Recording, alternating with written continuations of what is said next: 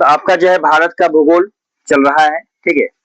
इसमें पिछली क्लास में आपने भारत के परिचय के बारे में जाना था, जिसमें आपको भारत की स्थलाकृति के बारे में बताया गया था, भारत का अक्षांशीय देशांतरी विस्तार बताया गया था, इसके अलावा भारत के पड़ोसी देश के बारे में बताया गया था, ठीक है। और भारत के कौन कौन से राज्य हैं जो अंतर्राष्ट्रीय सीमा साझा करते हैं, ठीक है। फिर समुद्री सीमा से कौन कौन से जो है राज्य लगे हुए हैं, ठीक है। तो जो आपने राज्यों के बारे में पढ़ा या भारत के पड़ोसी देशों के बारे में पढ़ा, तो वो था आपको क्या, भारत का राजनीतिक विभाजन, ठीक है। तो इससे पहले आपने पढ़ा था भारत के राजनीतिक विभाजन के बारे में कि भारत जो है वह 28 राज्यों और 8 केंद्र शासित प्रदेशों में विभाजित है, ठीक है। तो हमने भारत का राजनीतिक मानचित्र देखा पिछली क्लास में, ठीक है। आज जो आपका है यह भारत का क्या है, प्राकृतिक मानचित्र है, ठीक है, या इसे हम भौतिक मानचित्र कह सकते हैं, ठीक है। तो आपका भारत का भूगोल जो चल रहा है, इसमें आज जो आपका टॉपिक है, ये टॉपिक है आपको भारत का भौतिक विभाजन, ठीक है। तो आज जो आप लोग पढ़ने वाले हैं, कौन सा टॉपिक है, भारत का भौतिक विभाजन, ठीक है। तो भारत तो आप समझ गए कि हमारा देश है, ठीक है।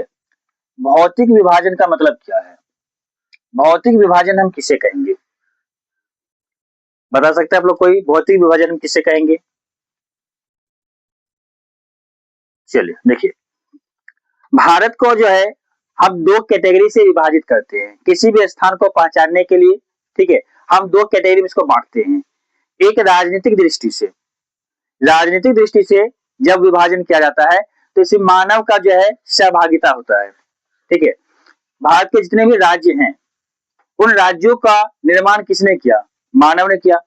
किसी बाउंड्री को जो है, किसी राज्य की सीमा रेखा को या किसी देश की सीमा रेखा को प्रकृति ने नहीं बनाया, वो हम मानव ने बनाया, ठीक है। तो जो राजनीतिक सीमाएं होती है उसे हम मानव तय करते हैं, ठीक है। लेकिन जो भारत का भौतिक विभाजन होता है इसे प्रकृति तय करते हैं, ठीक है। तो हमारे भूपृष्ठ पर या कहें हमारे जो पृथ्वी है, ठीक है, पृथ्वी पर कई प्रकार की आकृतियां पाई जाती है, ठीक है। और उन आकृतियों को जो है हमने नहीं बनाया, वो किसने बनाया, प्रकृति ने बनाया। कहीं पर पर्वत है, कहीं पर पठार है, कहीं पर मरुस्थल है, कहीं पर नदी है, कहीं पर समुद्र है, कहीं पर द्वीप समूह है, ठीक है। तो ये सारी चीजों को किसने बनाया, प्रकृति ने बनाया। इसमें हमारा आपका कोई योगदान नहीं है, ठीक है। तो जब भी किसी भू आकृति का निर्माण प्रकृति के द्वारा होता है या किसी भू आकृति को प्रकृति के द्वारा विभिन्न रूप देकर उसे बांटा जाता है, तो उसे हम भौतिक विभाजन कहते हैं, ठीक है। तो यहाँ पर भारत का अगर हम भौतिक विभाजन देखेंगे तो यहाँ पर क्या है, भू आकृति जो निर्माण हुआ है, ठीक है। यानी हम यहाँ पर क्या जानेंगे, तो भारत की भू आकृति, ठीक है। तो भारत की जो भू आकृति है, ठीक है, इसके विभाजन को पढ़ेंगे। लेकिन किसके द्वारा यह विभाजन किया गया है, प्रकृति के द्वारा, ठीक है। तो भारत की भू आकृति का प्राकृतिक विभाजन, इसे हम कह सकते हैं क्या, प्राकृतिक विभाजन, ठीक है। कि प्रकृति ने क्या किया है, तो हमारी भू आकृति को जो है कई रूपों में जो है, अलग अलग रूपों में जो है बांटा है, विभाजन किया है, ठीक है।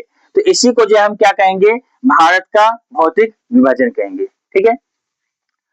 अब ये भौतिक विभाजन जो हमें देखने को मिल रहा है, ये आखिर कैसे हो गया, तो इसमें सबसे बड़ा जो योगदान रहता है वो आपको जो है नदियों का बहाव का रहता है, ठीक है। इसके अलावा जो आपको प्लेटें हैं उनका खिसकाव, ठीक है, अपर्दन, अपक्षय, ठीक है, ये सारे कारक बन जाते हैं, ठीक है। तो कई सारे भौगोलिक कारणों के कारण जो है ये सारे काम होते हैं, ठीक है। तो अगर आपसे पूछा जाए कि भारत का भौतिक विभाजन जो है कैसे हुआ या किस प्रकार से होता है, ठीक है, तो आप कह सकते हैं कि कई सारे भौगोलिक कारकों के कारण जो हमारे भू आकृति में विभिन्नताएं उत्पन्न होती है, इसी को हम क्या कहते हैं, भौतिक विभाजन कहते हैं, ठीक है। तो यहाँ पर भौतिक विभाजन का जो कारक है वो कौन है, भौगोलिक कारक। कहीं पर बारिश बहुत ज्यादा हो रही है, कहीं पर बारिश बहुत कम हो रही है, कहीं पर जलवायु शुष्क है, कहीं पर जलवायु जो है वो आर्द्र है, कहीं पर नदियों का प्रवाह है, कहीं पर प्लेटों का खिसकाव है, ठीक है। ये सारी गतिविधियां जो है ये भौगोलिक गतिविधियां हैं, ठीक है, जो प्रकृति के द्वारा नियंत्रित है, ठीक है। इसलिए हम इसे प्राकृतिक विभाजन या भौतिक विभाजन भी कह सकते हैं। क्लियर है? अब अगर हम बात करें कि भारत की जो भू आकृति है इसे कितने भागों में बांटा गया है, ठीक है, तो इसे जो है मुख्यतः 6 भागों में बांटा गया है। कितने भागों में? 6 भागों में, ठीक है। कौन कौन सा है? तो पहला है आपको उत्तर के पर्वत, ठीक है, उत्तर के पर्वत, ठीक है। अगर हम दूसरा बात करें तो दूसरे नंबर पे क्या है? तो उत्तर का विशाल मैदान, उत्तर का विशाल मैदान, ठीक है। अगर हम तीसरे रूप की बात करें तो यह तीसरा रूप क्या हो जाएगा? भारतीय मरुस्थल। क्या हो जाएगा? भारतीय मरुस्थल, क्योंकि हम भारत के संदर्भ में जो है अभी पढ़ रहे हैं, ठीक है। तो भारतीय मरुस्थल। चौथा अगर हम देखें तो वो क्या हो जाएगा? प्रायद्वीपीय पठार। चौथा क्या हो जाएगा? प्रायद्वीपीय पठार, ठीक है। अगर हम पांचवा बात करें तो क्या हो जाएगा? तटीय मैदान। क्या हो जाएगा? तटीय मैदान, ठीक है। और छठी की बात करेंगे तो द्वीप समूह। क्या हो जाएगा? द्वीप समूह, ठीक है। तो भारत का अगर हम भौतिक विभाजन देखें तो भारत को जो है प्रकृति के द्वारा जो है इन 6 भागों में जो है बांटा गया है, ठीक है। अलग अलग कारक रहे हैं इसके निर्माण में, ठीक है, अलग अलग समय में इनका निर्माण हुआ है, ठीक है। लेकिन अगर आपसे एग्जाम में पूछ लिया जाए कि भारत का भौतिक विभाजन कितने रूपों में किया जाता है तो यह 6 रूपों में किया जाता है, ठीक है। अब है कि इन 6 रूपों को आपको समझना है, ठीक है। तो आप इन 6 के बारे में जो है अलग अलग से पढ़ेंगे एक एक के बारे में, ठीक है। लेकिन अभी क्या है कि अभी केवल आपको इस वीडियो में यानी इस क्लास में आपको क्या है कि यह जानना है कि भारत का जो भौतिक विभाजन हुआ है इसका शुरुआत कहां से होता है, ठीक है। इसमें पढ़ना क्या क्या है, एक प्रकार का परिचय समझिए, ठीक है। तो सबसे पहले अगर हम बात करें कि भारत का भौतिक विभाजन जो है इसमें पहला जो है वो क्या है? उत्तर के पर्वत। तो उत्तर के पर्वत को अगर हम बात करें तो देखिए यह भारत का मानचित्र आपके सामने बना हुआ है, ठीक है। तो इसमें हम देखेंगे, आपको पता है कि जो भारत के बीचों बीच क्या है? कर्क रेखा है जो भारत को 2 भागों में बांटती है, उत्तरी भारत और दक्षिणी भारत, ठीक है।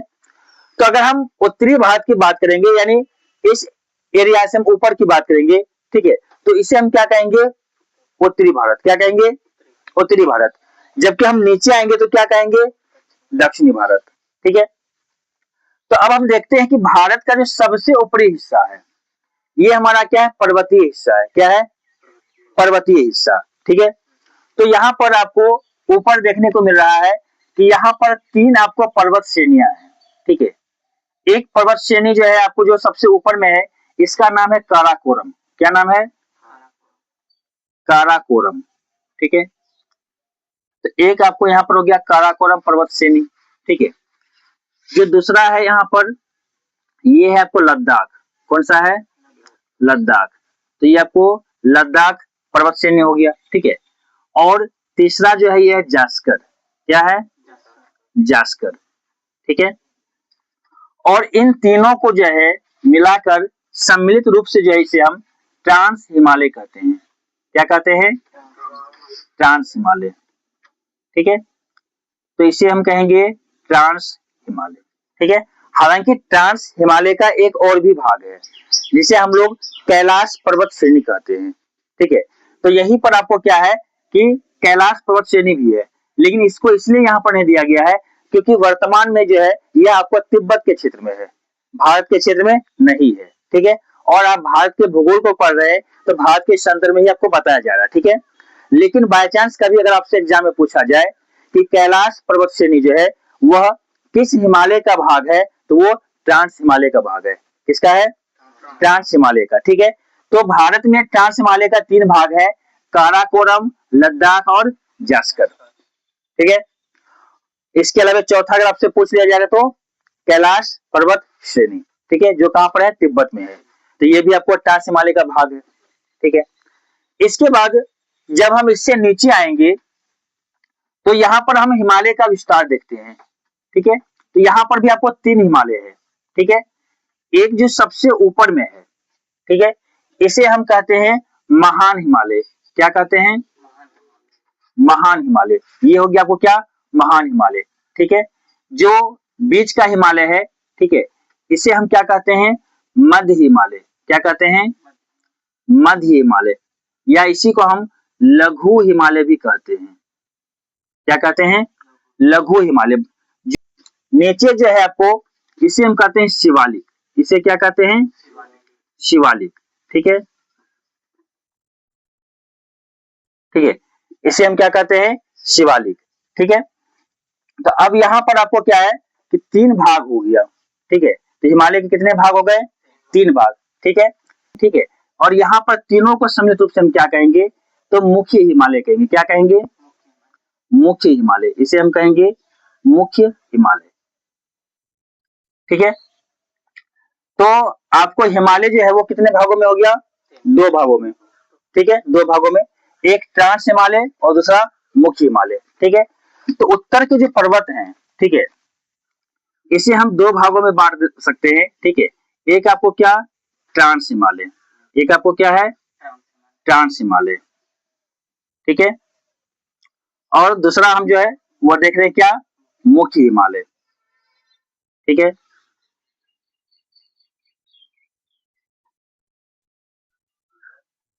ठीक है, तो दूसरा क्या? मुख्य हिमालय, ठीक है।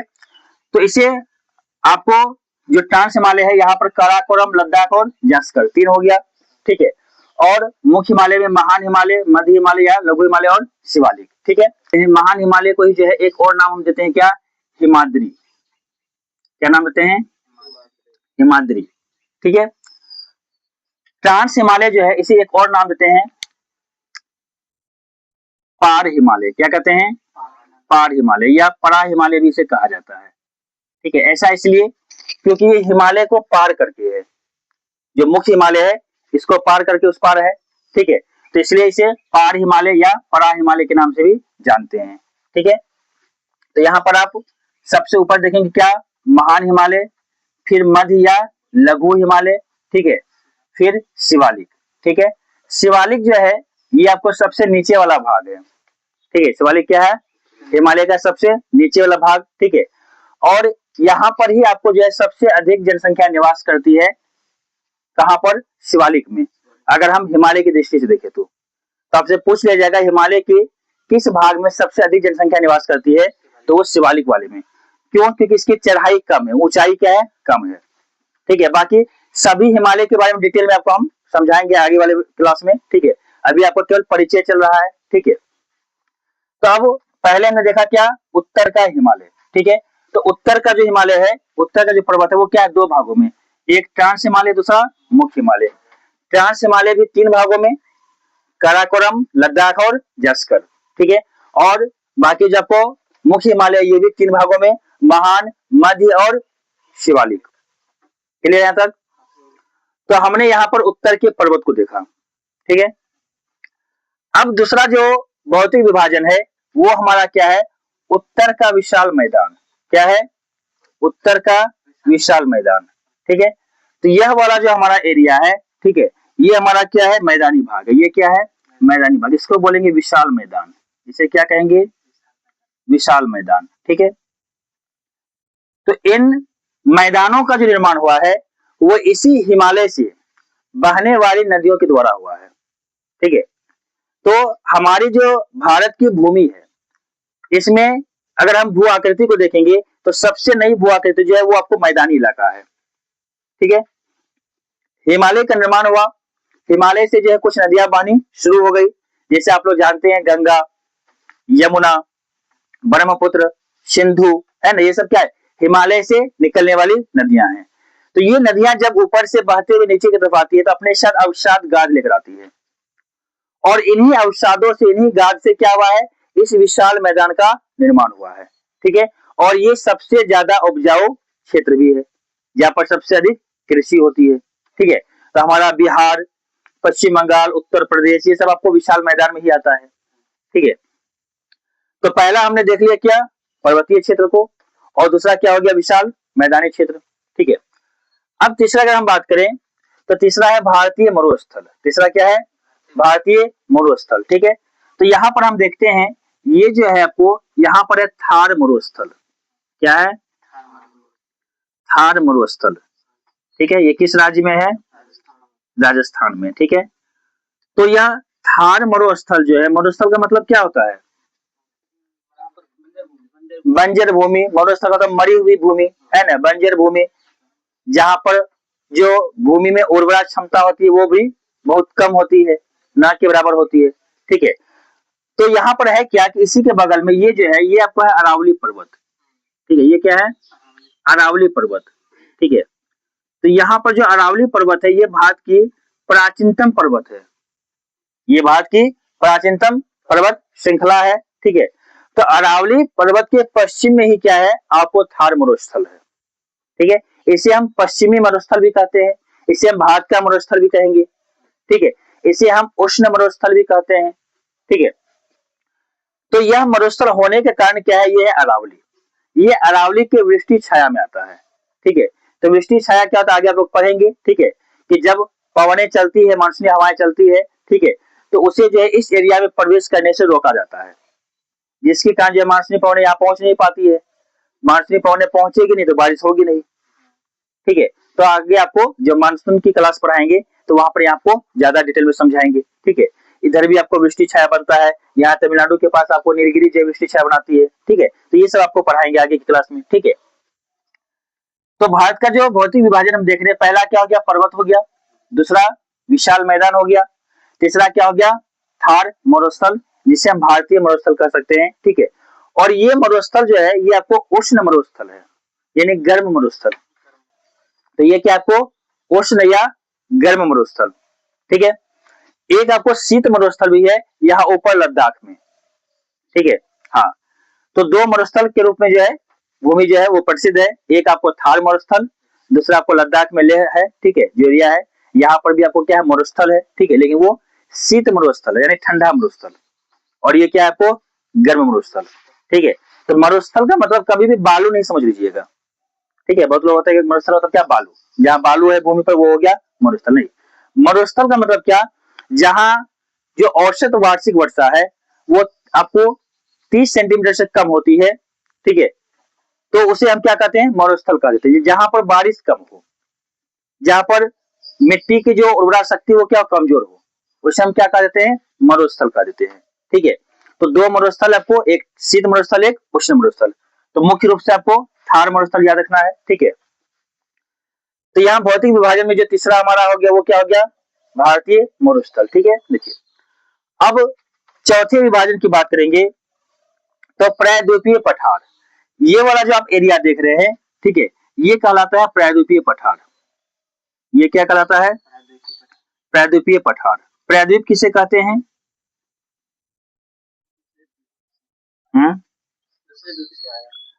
प्रायद्वीप का मतलब होता है कि ऐसा भूमि जो तीन तरफ से पानी से लगा हो और एक तरफ से मुख्य भूमि से लगे, ऐसे क्षेत्र को हम प्रायद्वीप कहते हैं। ठीक है, तो आप यहाँ पर देखेंगे तो पश्चिम के साइड में यहाँ पर आपको क्या है, गुजरात है। ठीक है, और गुजरात के बगल से जब आप देखेंगे तो यहाँ पर क्या है, आपको पानी का एरिया शुरू हो जाता है, और इस पानी के एरिया को हम क्या कहते हैं, अरब सागर कहते हैं। इसे हम क्या कहेंगे, अरब सागर। ठीक है, तो यहाँ पर हो गया आपको अरब सागर।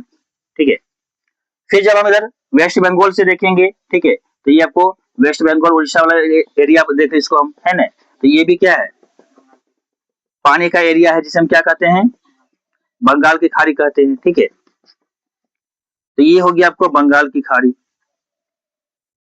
ठीक है, तो ये क्या आपको पूरा पानी का एरिया है।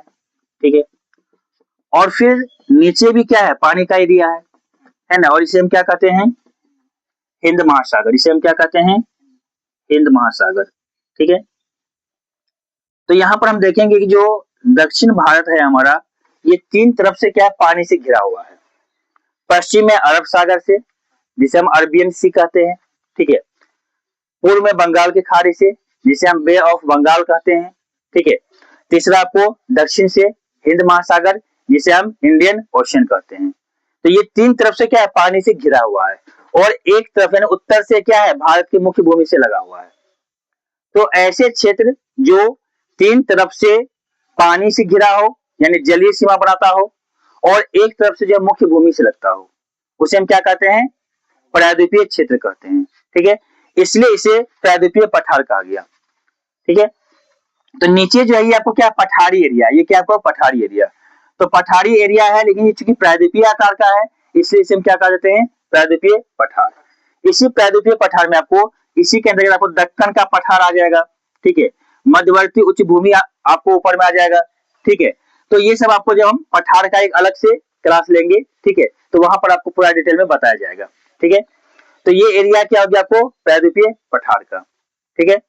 तो यहाँ पर जो प्रायद्वीपीय पठार है, इसका निर्माण किससे हुआ है, तो आप लोग को पिछली क्लास में बताया गया था कि इसका जो निर्माण हुआ है वो किससे हुआ है, बिल्कुल ज्वालामुखी के लावा से, ठीक है। तो जो मैग्मा बाहर निकला, उसी के ठंडा होने से जो है लावा बनता है, ठीक है, उसी से ये पठार का निर्माण हुआ है, ठीक है। तो ये आपको हो गया प्रायद्वीपीय पठार, ठीक है। चलिए इसके बाद पांचवें विभाजन को देखेंगे, तो ये आपको तटीय मैदान, क्या है, तटीय मैदान। तटीय मैदान का मतलब क्या होता है, ऐसा मैदान जो समुद्र किनारे हो, जो जल सीमा के करीब हो, उसे हम क्या कहते हैं, तटीय मैदान, ठीक है। अब देखिए इधर भी पानी है, इधर भी हमारा पानी है ना, और पानी का जो एरिया है यहीं पर क्या है, तो यहाँ पर आपको भूमि का जो है, हम अगर क्षेत्र देखेंगे तो ये क्या है, ये मिट्टी वाला, ये क्या है, मिट्टी वाला है, ठीक है। यानी ये क्या है, मैदानी एरिया, ये क्या आपको मैदानी एरिया, ये पूरा आपको मैदानी एरिया है, ठीक है। तो ये जो पूरा मैदानी एरिया है, इस मैदान का निर्माण कैसे हुआ, तो आपने देखा उत्तर का जो विशाल मैदान है, इसका निर्माण क्या हुआ है, नदियों के द्वारा, ठीक है। तो ये जो तटीय मैदान है, इसका भी निर्माण हुआ है नदियों के द्वारा, ठीक है। होता क्या है कि यहाँ पर कई सारी नदियां बहती है, जैसे मान लीजिए ऊपर से आपको जो है नदियां आ रही है, ठीक है, जैसे आपको कृष्णा है, कावेरी है, महानदी है, गोदावरी है, ठीक है, ये सारे आपको दक्षिण भाग की नदियां हैं। तो ये जब नदियां ऊपर से नीचे की तरफ, यानी ये क्या है, आपको पूर्व की तरफ बढ़ती है, तो अपने साथ क्या अवसाद लेकर जाते हैं, ठीक है। और बंगाल की खाड़ी में गिरने से पहले जो अवसाद होता है, वो किनारे पर क्या करते हैं, जमा कर देते हैं, ठीक है। और इन्हीं अवसादों से क्या हुआ है, ये आपको तटीय मैदान का निर्माण हुआ है। ये पूर्व दिशा में है, तो इसे हम कहेंगे पूर्वी तटीय मैदान, क्या कहेंगे, पूर्वी तटीय मैदान, ठीक है। ये मैदान आपको जो है ज्यादा चौड़ा है, किसकी अपेक्षा में, पश्चिमी तटीय मैदान की अपेक्षा में, ठीक है। ये पश्चिम दिशा में है, तो इसे हम क्या कह देंगे, पश्चिमी तटीय मैदान, क्या कह देंगे, पश्चिमी तटीय मैदान, ठीक है। तो पश्चिमी तटीय मैदान की तुलना में जो है आपको जो पूर्वी तटीय मैदान है वो ज्यादा चौड़ा है। क्यों ज्यादा चौड़ा है, कि पश्चिम से पूर्व की तरफ जो है वो ज्यादा नदियां बहती है, और अपने साथ जो है अवसाद लेकर जाते हैं, ठीक है। और यहाँ पर बंगाल की खाड़ी में मिलने से पहले क्या कहते हैं, अवसाद को जमा कर देते हैं, और यहाँ पर क्या कहते हैं, ये डेल्टा का भी निर्माण करते हैं, ठीक है। कुछ नदियां जो है पूर्व से पश्चिम दिशा में बहती है, नाम बता सकते हैं आप लोग कुछ नदियों का,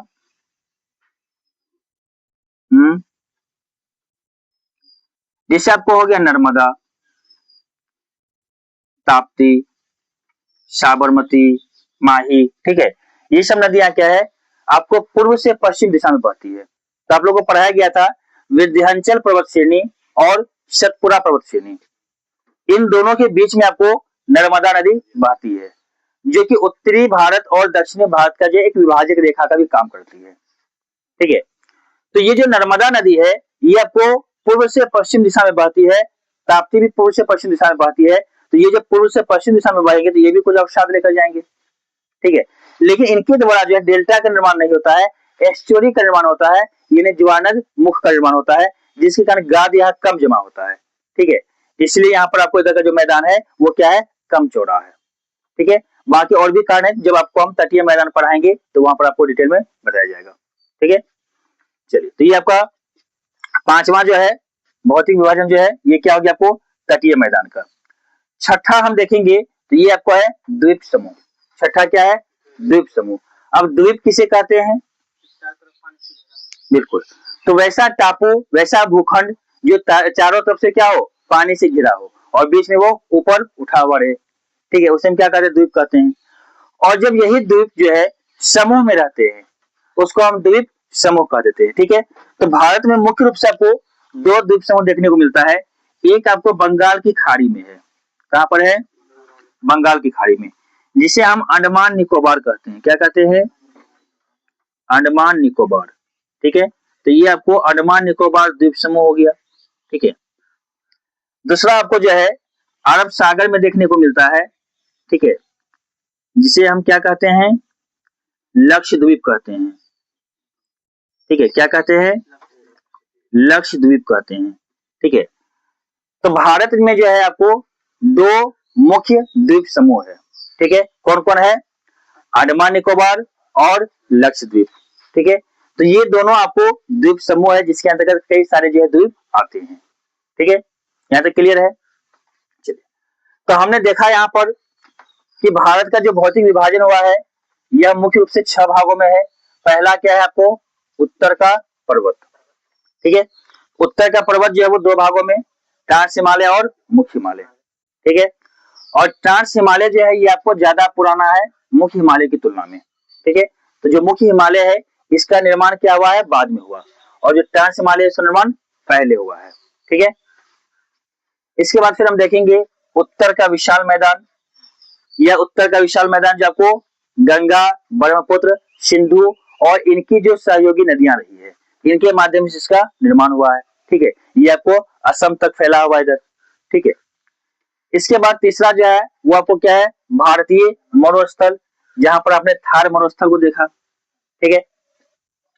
फिर आपका प्रायद्वीपीय पठार जो कि आपको दक्षिणी क्षेत्र में स्थित है, ठीक है। फिर आपको तटीय मैदान जो प्रायद्वीपीय पठार के दोनों ही साइड आपको जो है समुद्र किनारे है, ठीक है। फिर आपको द्वीप समूह जो कि आपको ये पानी वाले एरिया में देखने को मिलता है। यहाँ तक क्लियर है? तो इस प्रकार से जो भारत का भौतिक विभाजन किया गया है, यह 6 भागों में किया गया है, ठीक है। कितने भागों में? 6 भागों में, ठीक है।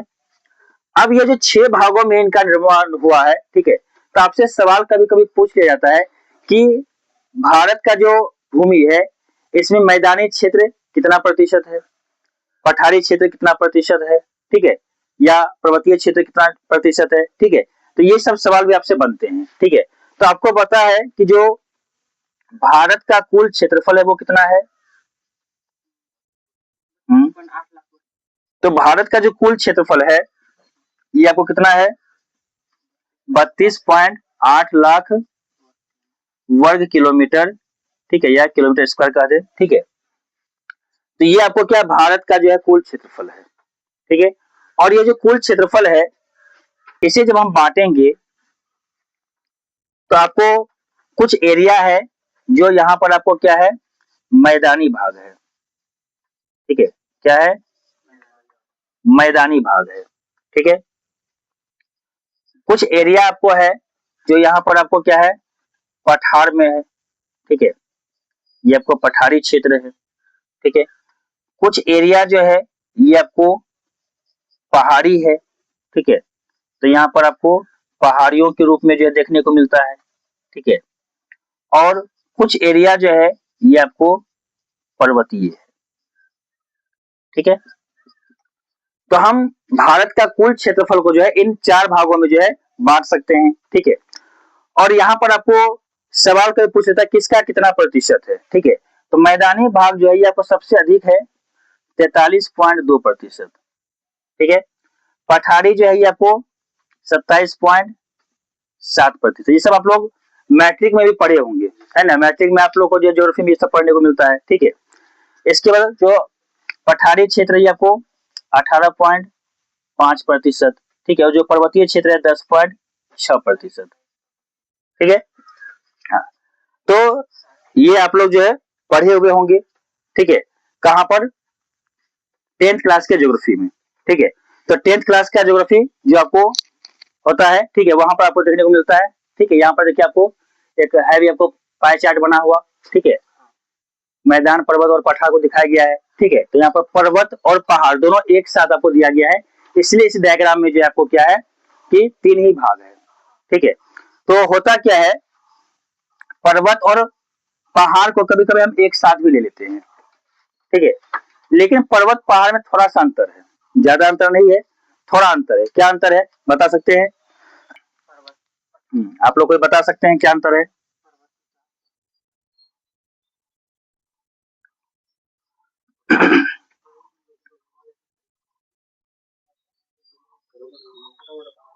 देखिए, पर्वत और पहाड़ में अगर आपको अंतर करना हो, ठीक है, तो आप यहाँ पर जो है याद रख सकते हैं कि जो पर्वत होता है इसकी जो ऊंचाई होती है ये आपको जो है 600 मीटर से अधिक होती है।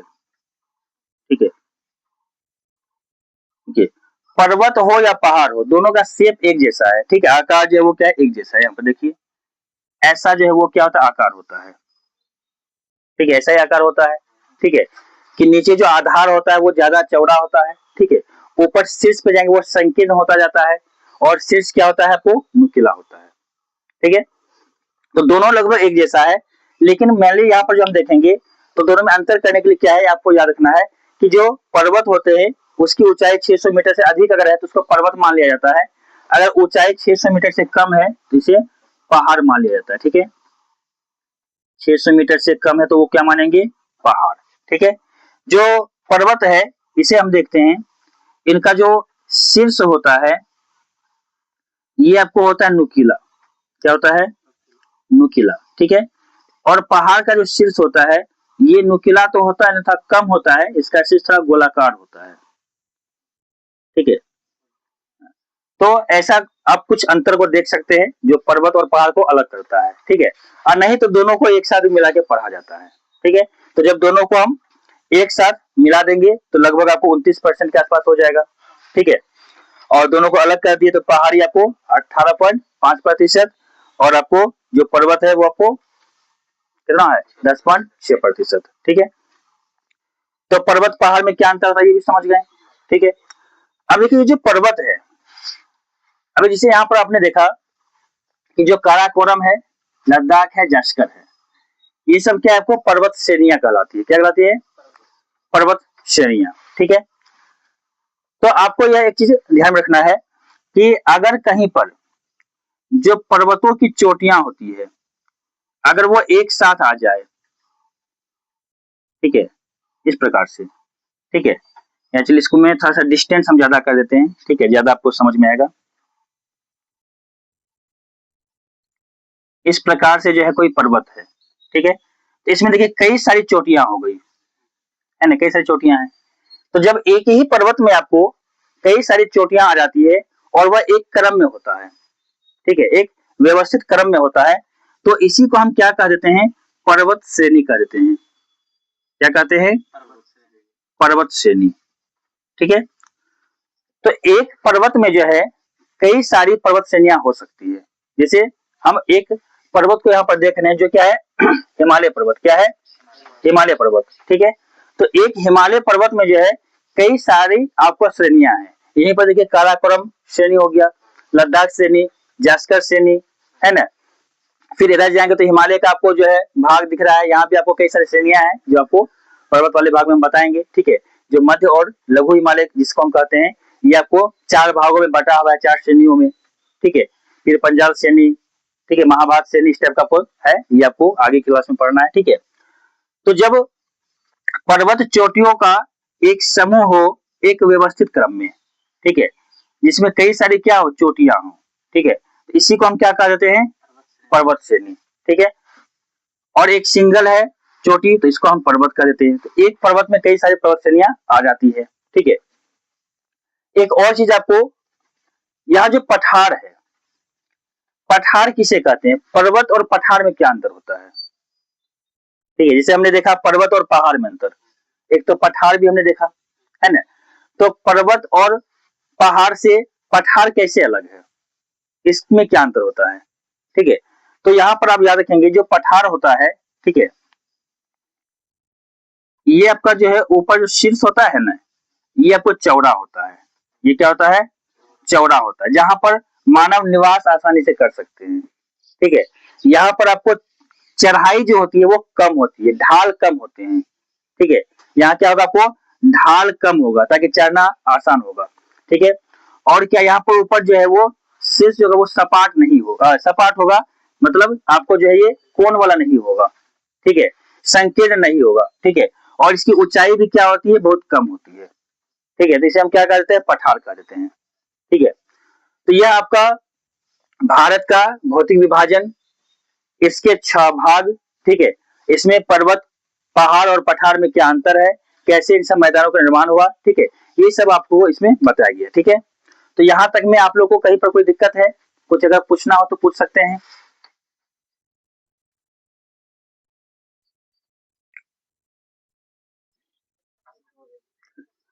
तो यहां तक आपका क्लियर है, कहीं पर इसमें कोई दिक्कत नहीं है। ठीक है, तो ये आपको भारत का भौतिक विभाजन है। ठीक है, तो इसमें 6 प्रकार के बारे में जो है एक बेसिक इन्फॉर्मेशन ले लिए और मैप पर यहाँ पर जो है आपको दिखा दिया गया। अब क्या है कि इसमें से प्रत्येक के बारे में आपको पढ़ना है। ठीक है, जैसे पर्वत के बारे में अलग से पढ़ना है, मैदान के बारे में अलग से पढ़ना है, मरुस्थल के बारे में अलग से पढ़ना है, पठार के बारे में अलग से पढ़ना है, फिर तटीय मैदान के बारे में पढ़ना है, फिर द्वीप समूह के बारे में, सबके बारे में अलग से बारी बारी से पढ़ना है। ठीक है, तो आज की क्लास को जो है वो यही रहने देते हैं, इसको आगे जो आपको अगली क्लास में करेंगे। ठीक है, तो अगली क्लास में आपको इसको पूरा करेंगे। ठीक है, क्लियर है।